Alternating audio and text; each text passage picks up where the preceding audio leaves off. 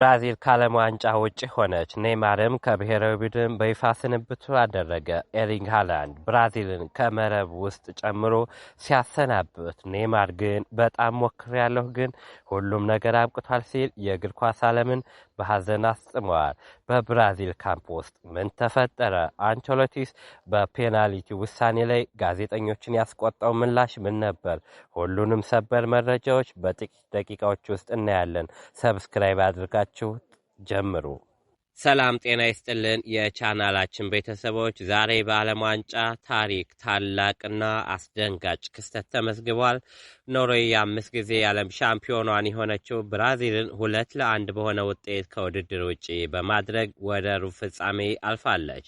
ለዚህ ታሪካዊ ድል ዋነኛው መሐንዲስ ደግሞ የማንቸስተር ሲቲው ኮከብ ኤርሊንግ ሃላንድ ነው። ጨዋታው ሊጠናቀቅ ጥቂት ደቂቃዎች ሲቀሩት ሃላንድ ባስቆጠራቸው 2 ድንቅ ጎሎች ብራዚላውያንን አስደንግጠዋል። መጀመሪያ በ79ኛው ደቂቃ ላይ በአርሰናሉ ተከላካይ ጋብርኤል ማጋሌሽ ላይ በግንባር በመግጨት መሪነቱን ሲያስገኝ፣ በ90ኛው ደቂቃ ላይ ደግሞ ከርቀት የመታትን ድንቅ ኳስ መረብ ላይ ያሳርፏል። ብራዚል በካርሎ አንቸሎቲ የተመራች በርካታ የጎል ዕድሎችን አባክናለች። በተለይም በጨዋታው መጀመሪያ ላይ ብሩኖ ጉማሬሽ ያገኘውን የፍጹም ቅጣት ምት የኖርዌይ ግብ ጠባቂ ኦርጃን ኒላንድ አድኖበታል። ኔይማር በትርፍ ሰዓት ላይ በቅጣት ምት 1 ጎል ቢያስቆጥርም ብራዚልን ከሽንፈት ሊታደጋት አልቻለም።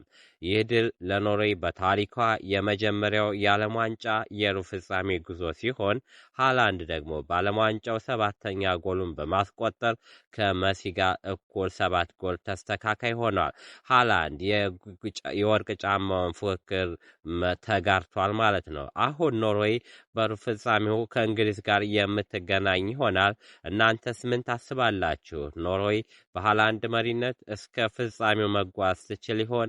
ሀሳባችሁን በኮሜንት አጋሩን። ከዚህ አስከፊ ስንብት በኋላ የብራዚሉ አሰልጣኝ ካርሎ አንቸሎቲ የተሰማውን ከባድ ሐዘን ገልጸዋል።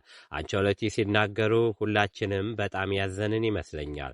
ምክንያቱም ቡድኑ እጅግ በጣም ልዩ የሚባል ባይሆንም ጥሩ የዓለም ዋንጫ ውድድር እንዳሳለፈ አይቻለሁ። በባለፈው ጨዋታ ማሸነፍ ይገባን ነበር ብዬ ያስባለሁ። እንዲህ አይነቱ አስቸጋሪ ጊዜ ስታልፍ ሽንፈት የሌላ አዲስ ጉዞና የአዲስ የውድድር ዘመን መጀመሪያ እንደሆነ ማሰብ አለብህ። ስራችንን መቀጠል፣ ራሳችንን ማሻሻል፣ አዳዲስ ሀሳቦችን ማግኘት ይኖርብናል። ይህ ሽንፈት ማክተሚያ ሳይሆን የአዲስ ምዕራፍ መጀመሪያ እንደሆነ አምናለሁ ሲሉ ተናግረዋል። ነገር ግን በጋዜጣዊ መግለጫ ላይ አንቸሎቲ ከባድ ጥያቄ ያስተናግደዋል። አንድ ጋዜጠኛ ብራዚል ከ2022 የዓለም ዋንጫ ወዲህ 12 ፔናልቲዎችን አስቆጥራለች። እነዚህ ያስቆጠሩት 6 የተለያዩ ተጫዋቾች ሲሆኑ በወቅቱ በሜዳ ላይ ከነበሩት መካከል ደግሞ ይህንን ያደረገው ቪኒሺየስ ጁኒየር ብቻ ነው። ታዲያ ለምን ብሩኖ ጉማሬሽ ምትክ ቪኒሺየስ አልመታም ሲል ጥያቄውን ጠየቃቸው። አንቸሎቲም ለጥያቄው ሲመልሱ ባለፈው 1 ዓመት የነበሩትን የፍጹም ቅጣት ምት ስታቲክሶች ለእኛም ተጫዋቾች በዝርዝር ተንትነናል። በብሔራዊ ቡድን ውስጥ ምርጡ የፔናልቲ መቺ ራፊኛ ነበር። በወቅቱ በሜዳ ላይ ከነበሩት ተጫዋቾች መካከል ደግሞ ምርጡ ኔይማር ነበር። በመቀጠል ኢጎር ቲያጎር፣ ከዚያ ብሩኖ ጉማሬሽ እና በመጨረሻ ማርቲኔሊ ነበሩ። እኛ ብሩኖ ጉማሬሽ የመረጥነው በወቅቱ በሜዳ ላይ ከነበሩት አማራጮች መካከል ፍጹም ቅጣት ምቱን ለመምታት ከሁሉ የተሻለው እሱ ስለነበረ ስላመንን ነው ሲል ውሳኔውን ተከላክሏል። የሴሌሳዎቹ አድናቂዎች የአንቸሎቲ ውሳኔ ትክክል ነበር ትላላችሁ? ቪኒሺየስ ጁኒየር መምታት ነበረበት ወይስ ብሩኖ ጉማሬሽ? ሀሳባችሁን በኮሜንት አጋሩን። ለብራዚል እግር ኳስ አፍቃሪያን በሙሉ እጅግ አሳዛኝና ልብ የሚሰብር ምሽት ሆኖ አልፏል። ብራዚል በዓለም ዋንጫው በኖርዌይ 2-1 ተሸንፋ መውጣቷ ሳያንስ የሀገሪቱ የዘመናችን ታላቅ ኮከብ ኔይማር ጁኒየር ከብሔራዊ ቡድን በይፋ መሰናበቱን አስታውቋል። ከጨዋታው ማክተሚያ በኋላ ኔይማር የተሰማውን ጥልቅ ሐዘን እየገለጸ እንዲህ ብሏል። በጣም ሞክሬያለሁ። በብሔራዊ ቡድን ያለ ጉዞ የጀመረው እዚሁ ሜት ላይፍ ስታዲየም ነበር። አሁን ደግሞ እዚሁ አብቅቷል። ሁሉም ነገር አሁን አብቅቷል ሲል በቁጭት ተናግሯል። በእርግጥም የሴሌሳዎቹ የነበራቸው አስደናቂ ታሪክ አሁን አብቅቷል።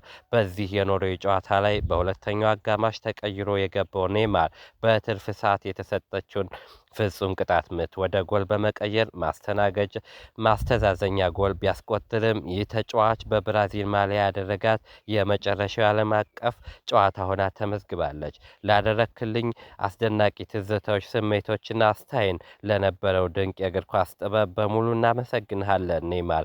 እናንተስ የኔይማር በዚህ ዕድሜው ከብሔራዊ ቡድን መሰናበት ትክክል ነው ትላላችሁ ወይስ ገና መጫወት ይችል ነበር? ሀሳባችሁን በኮሜንት አጋሩን። ሃላንድ እንደተናገረው ከሆነ ይህ በእውነት እብደት የተሞላበት ቀን ነው። በኖርዌይ ታሪክ ውስጥ ካሉት እጅግ በጣም እብደት ከታየባቸው ቀናት አንዱ ነው። ዝም ብላችሁ በደስታው ተደሰቱ። ስለ መጀመሪያው የጭንቅላት ጎል ሲያወራ ኳሱ መረብ ላይ ስታልፍ ልክ ከፈጣሪ የተሰጠች ስጦታ መስላ ነው የተሰማችኝ። ስለ እድሎች አጠቃቀም ነገሮች ሁል ጊዜ እንደሚሆኑት አይነት ነው። አንድም ወይም ሁለት እድል ካገኘው አብዛኛውን ጊዜ ጎል አስቆጥራለሁ። ዋናው ትኩረት ሰብስቦ የሚገኙትን እድሎች መጠቀም ነው። ለወጣቶች ያስተላለፈው ይህንን ቃለመጠይቅ የሚያዩ ወጣቶች በሙሉ እያደጉ ሲሄዱ ለኖርዌይ ብሔራዊ ቡድን መጫወት በሕይወታቸው ትልቁ የኩራት ምንጭ እንደሆነ ሊረዱት ይገባል ሲል ተናግሯል። የኖርዌይ ብሔራዊ ቡድን ዋና አሰልጣኝ የሆኑት ስታንሌ ሶልባከን እንደተናገሩት ከሆነ ስለ ቡድኑ አንድነት ይህ እጅግ ድንቅ ስብስብ ነው። አብሮ መሆንን ይወዳሉ፣ ጠንክረው ይለማመዳሉ፣ እርስ በርስ ይረዳዳሉ፣ እንዲሁም ይጠቃቀማሉ። ነገሮች ሲሳኩም ሆነ ሳይሳኩ ሰዎች የራሳቸውን ስሜት በነጻነት እንዲያንጸባርቁ የምንፈቅድበት ጠንካራ ባህል አለን። ስለ መላው ሀገር በአንድ ላይ እየቀዘፈ ያለ ይመስለኛል። በኦስሎም ሆነ በሌሎች ትናንሽና ትላልቅ ከተሞች ውስጥ ትልቅ ድግስ እየተደረገ ነው። በዚህ ክረምት ደጋፊ መሆን በጣም ደስ ይላል። በሁለተኛው አጋማሽ የክንፍ ተጫዋቾች የቀየርኩት በደመ ነፍስ ጉንጮቼ ስሜት ተመርቼ ነው። በምታደርገው ነገር ላይ እምነት ሊኖርህ ይገባል ሲል ተናግረዋል። ልክ እንደ ቼዝ በብራዚል በኩል ማርኪኒዮስ የብራዚል ቡድን አምበል እንደተናገር ነው ስለ ፍጹም ቅጣት ምት አግኝተን ነበር። ሌሎች በርካታ እድሎችም ነበሩን። ነገር ግን የዓለም ዋንጫ እንዲህ ነው። ጥቂት ስህተት የሰራ ቡድን ብቻ ነው ወደ ቀጣዩ ዙር ማለፍና ድል መቀናጀት የሚችለው ሲል ተናግሯል።